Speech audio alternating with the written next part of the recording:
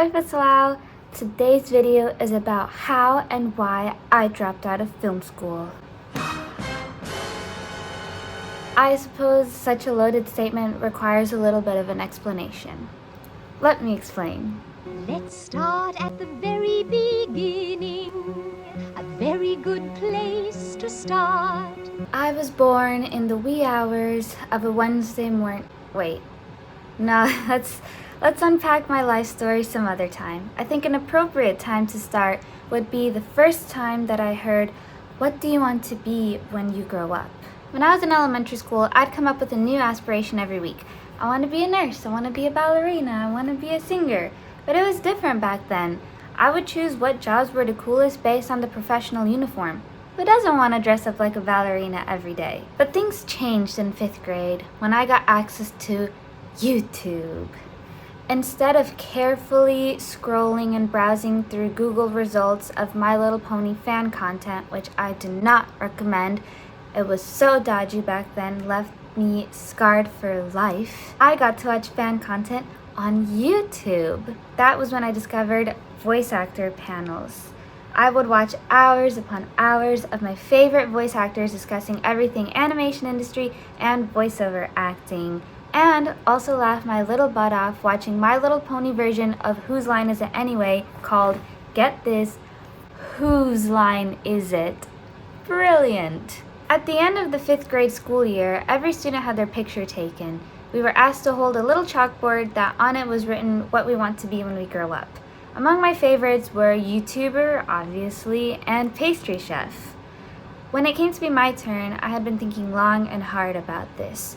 I finally decided on what seemed to be the most fun career out of all of them. When I grow up, I want to be a voice actor and a mom. I threw in mom in there because growing up, my father had 4 blood siblings plus lots of different foster siblings living and visiting in the same house, and I always loved the idea of having a big family. So there you have it. I'll be a voice actor. You don't even need college for that. Prior to 12th grade, I'd never really thought about college very seriously. Actually, I'd been publicly and vocally advocating for non-traditional pathways like community college, trade/technical school, and even marrying into a super rich family just to avoid the most recycled question of all time I heard, "Where are you thinking of going to college?" Now, I hated this question because I did not have an answer when I was a junior.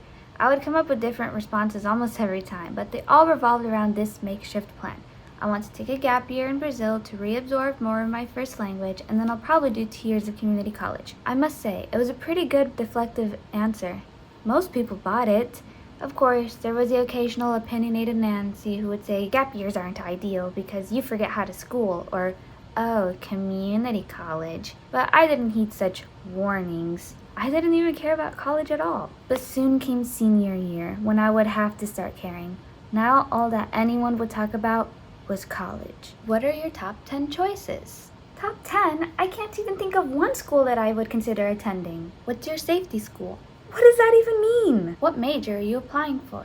I don't even know what outfit I'm wearing to charity ball, much less what specific category of job fields I'm confining myself to for the rest of my life based on 4 years of university studies. Are you applying during college application week so that all your fees will be waived? Baby girl, I have to focus on the marching band competition on Saturday. Do you think I have time to think about what colleges I want to apply to? Do I even want to go to college? Here in America, college is a very big deal, if you couldn't figure that out already. It's been sensationalized, romanticized, and emphasized as the one pathway to success. And what is success? Well, from what I've taken in the American hustle culture context, I'd say success is getting a high-paying white-collar job which can only be achieved with a college degree and years of prior experience. But do I want a high-paying white-collar job with many years of prior experience? No! I want a job in filmmaking. Remember when I said I wanted to be a voice actor in elementary school? Well, that kind of shifted. In middle school, I wanted to be a storyboard artist. In high school, I wanted to be an animator, then director. But it all culminated into this big dream job. I want to be a creator and showrunner of an animated children's TV program. But the college question still lingered. I suppose you do need college, mostly for networking purposes only. Whatever, fine, I'll look into it. Hey, what about CalArts? Are you kidding? With that out-of-state tuition? Try again. Enter University of North Carolina, School of the Arts. The answer to my prayers. A college dedicated to filmmaking and animation where you can make films year-round starting freshman year and you only have to take a math or science. Did you hear that? Math or science. As a hater of all school subjects STEM and otherwise academically or intellectually challenging, this was so the school for 12th grade on them. Actually, UNCSA was not the only college that I applied to. Taking the advice and request of my parents and school counselor, I applied to 2 other state schools, but neither had a film program, so I didn't take those applications very seriously. I hastily and lazily put together applications and sent them in without revision or a second thought, because I didn't care. All that I cared about was getting into film school. And guess what? I did. Goodbye, fellas and peers. In less than 10 years' time, while your comp sci job will be taken over by AI, you will see me at the Oscars receiving the award for Best Director of a Children's Animated Movie. Thank you. I want to dedicate this award to my family. Thank you for always believing in me and for always supporting me.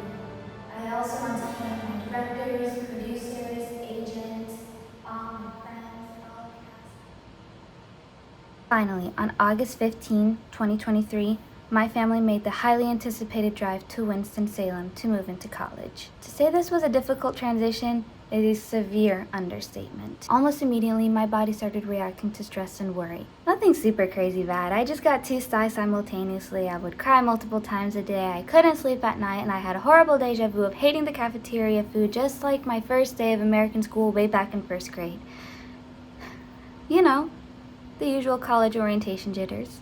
Yet I was able to make friends, and they reassured me by saying that it's normal to feel a little homesick, and that once classes started, it would get easier and I would start feeling better. Well, classes started, and I did start to feel a little better. Having a routine was really helpful for me, but there was still this lingering feeling in the back of my heart. I'd still cry from time to time, but certainly not every day. Maybe like every 2 days or something. I started wondering if this was normal. You see, while everyone else's missing home problem was resolved when classes started, I couldn't stop thinking about how I didn't fit in. And to me, there's a big difference between belonging and fitting in. I felt like I belonged in the School of Filmmaking, but I didn't feel like I fit in. See, I wasn't like 200% raw, I love filmmaking. That's fine for some people. Most people were actually like that. But it was different for me.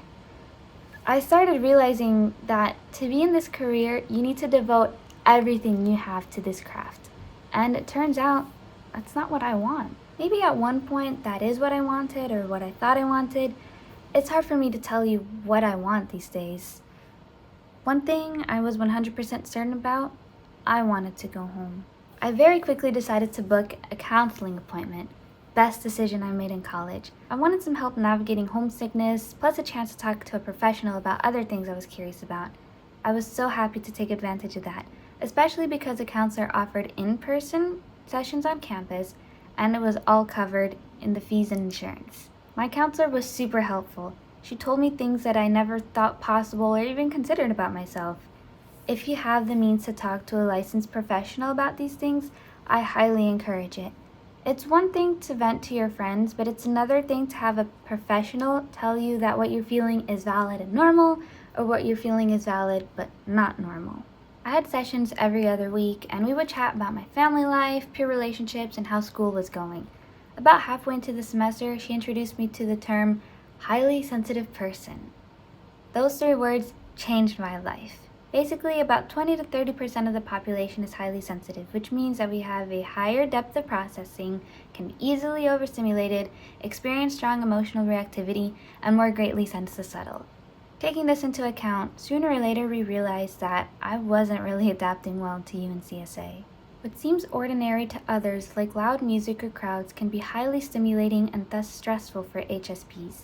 Aron, author of The Highly Sensitive Person, acknowledges the challenges of being sensitive and some of the stigma that may be attached to the label. But in her research, she has found that when HSPs try to mimic others and what they perceive as normal or expected of them, such as tolerating bright lights and loud music, they become exhausted, burned out, depressed, or develop symptoms such as headaches or fatigue. This is because what is moderately arousing for most people is highly arousing for HSPs. I never realized how important quiet was for me or how different I might be from others until my sleep started to be disrupted. I developed a new nighttime routine while in college. I would shower, brush my teeth, journal, read a book, then get in bed. It was super hard to fall asleep just because I was in a new environment, but after several days, I started getting into the rhythm of it. However, things started to change. A couple of weeks into the semester, my suite mates started to bring their friends into their room directly next to mine late at night. Having already completed my routine, I would get into bed, and right as I was dozing off, my sleep would be interrupted by their arrival. Night after night, my suite mates would bring their noisy friends, oftentimes intoxicated, and they would chat, play loud music, sometimes laugh and scream and sing loudly, all while I was trying to fall asleep. I would often tell them, "Hey, I'm going to bed soon," to give them a heads up like, "Hey, can you please tell them to leave? I need to sleep." But, of course, that never happened. In true HSP fashion, I avoided confrontation by allowing my sleep, my sacred time of rest, to be ruined for the sake of not making my suite mates upset and letting them have a good time, because what's more important, my sleep or them having fun and forming memories that they'll cherish for the rest of their life? The worst times were when they would return drunk. This one kid in particular would sing very loudly and would keep me awake at night. This ruckus sometimes triggered panic attacks. At first, I didn't even know what was going on. All of a sudden, my heart would start pounding, my breathing became shallow, I felt like I had this lump in my throat, my stomach would start hurting, I felt weird butterflies too, my body would just ache and shake all over, and it just honestly felt like hell. And when I was right in the middle of one, I felt like it would never end and that they would never leave and just let me sleep. This created a fear in me that every time I would get in bed, I would be disrupted and that I'd have another panic attack. These repeated offenses, for lack of a better term, most likely led to fatigue, even after I had gotten some sleep, but they also led to some depressive symptoms. I became a frequent at the health center, going to counseling sessions every other week, but also to consult with the physician assistant when the styes in my eyes wouldn't go away. I even booked a session with the nutritionist because ever since probably 3rd grade, I've been concerned about the food that I eat. Not in like a terrible way, just in like a, oh shoot, this cafeteria food looks really gross and plain and I hate it. Also, everybody keeps joking about food poisoning, but I am actually genuinely feared that I might get sick from this food. So the nutritionist suggested that I log all the food that I ate for the next 2 weeks and how it made me feel, which made me hyper-focus on how my body reacted to every bite that I took. It didn't quite work for me. That's okay, because the nutritionist said she wasn't concerned with my diet and that I didn't need to worry about the food that I ate, but she did sense something was wrong with me. Probably because I started crying, which is a bit strange considering she did just tell me that I was okay. So she asked if I wanted to speak with the PA. So I crossed the hall to find my friend, the physician assistant, who by now knew me very well as I had had a few appointments about the aforementioned eye problem. So when she saw me weep-ridden and shaken up, she took compassion on me. She asked me what was wrong, and I can't remember what I said, but it was probably something like, "I'm anxious and sad all the time and I can't sleep and I hate it here." Then she looked me in the eyes and straight up said, "You're depressed." "What?" I said, because, no I'm not. I go to class and I get good grades, plus I've never had a history of mental illness, nor have I ever struggled like this. I just cry every single day and feel hopeless and worried all the time and have little energy and motivation and, oh, I see what you're saying now. Situational depression, or as WebMD calls it, adjustment disorder stress response syndrome, is not a diagnosis, nor is it a form of clinical depression. WebMD describes it like this. Situational depression is caused by a stressful or traumatic event. Your symptoms, which may be similar to symptoms of clinical depression, are a reaction to the event. They may show up within a few months as you try to manage the changes that are happening. For me, the stressful event was moving to college. Some of the symptoms or traits that I experienced were feelings of hopelessness, sadness, constant fear or worry, difficulty focusing, frequent crying, overwhelming feelings of stress and anxiety, stomach aches, feeling irritable, changes in appetite, problems sleeping, and feeling tired or without energy. Don't forget those pesky nighttime panic attacks. Add that with the nightly routine of losing sleep, and you have a perfect storm for the highly sensitive Anna. After crying for about 3 minutes, the physician assistant told me that I could leave. Not the session though, she was a very nice lady. She meant I could withdraw from the school and return home if I wanted. In theory, I truly could. My family would always allow me to return home at any time and stay for as long as I needed. But deep down, I felt stuck. No way I should return home. If I give up now this easily, then I would be a coward, a loser, and a failure. The PA told me that that wasn't true at all. The opposite was true, in fact, that it takes a strong and brave person to realize that where they are isn't good and that they should go somewhere else and try something new. About a week before Thanksgiving break, I called my parents and told them that I wanted out. I explained that the physician assistant and counselor both recommend that I withdraw from the school. They asked if that's what I really wanted, and I said definitely. So we made the decision. I went to the case manager and we filled out my letter of withdrawal from the School of Filmmaking, and then it was official. Oh man, what a relief. Finally, a way out. The world suddenly looked brighter, but it wasn't over till it's over. I still had a few weeks left and I still had the finals to complete. But just because I found a solution didn't mean that I immediately felt better. The last few weeks were hard, but I was able to get through it. And as a last hurrah, for the first time since moving to college, the very last week I had contracted the common cold. Yay! As of now, I'm doing better. I still wonder about twice a week if quitting filmmaking was the right decision, but I'd say yes. Dreams can change, they can change priority, but I don't think I'll ever stop enjoying filmmaking. I can still find ways to channel my creativity through making art, or videos, or writing. So what now? Now, I'm going to start community college in the fall.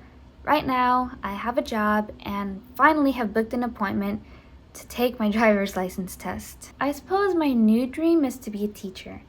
I think I've always enjoyed teaching to some degree, and I've always been a leader, so this might be a good new vocation for me. I love the idea of helping teenagers and giving them advice and support and creating a safe environment for them, and also having a fixed schedule, and even the nerdy stuff like picking out a teacher's wardrobe and decorating my classroom. Moral of the story. Moral of the story, I don't think I have one for y'all.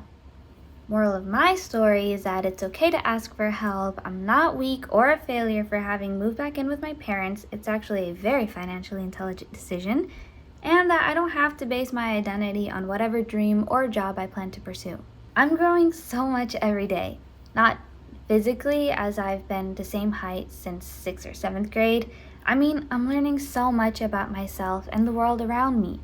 As Steven Universe once sang, I'll be ready every day for as long as I can say. Here I am in the future with my friends.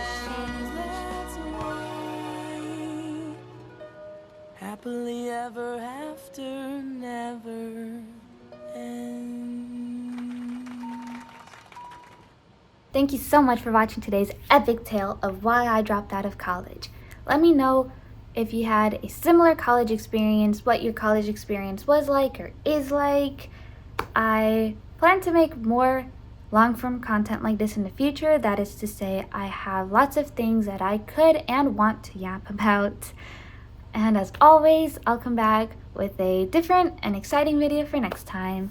Ciao, ciao. Like, subscribe. I forgot the line. Now, I hated this and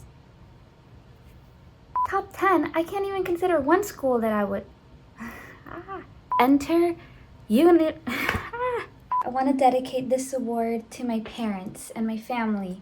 Thank you for always believing in me and supporting me, and for never letting me give up.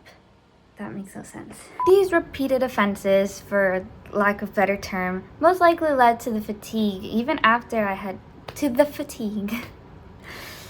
I am the Starfire.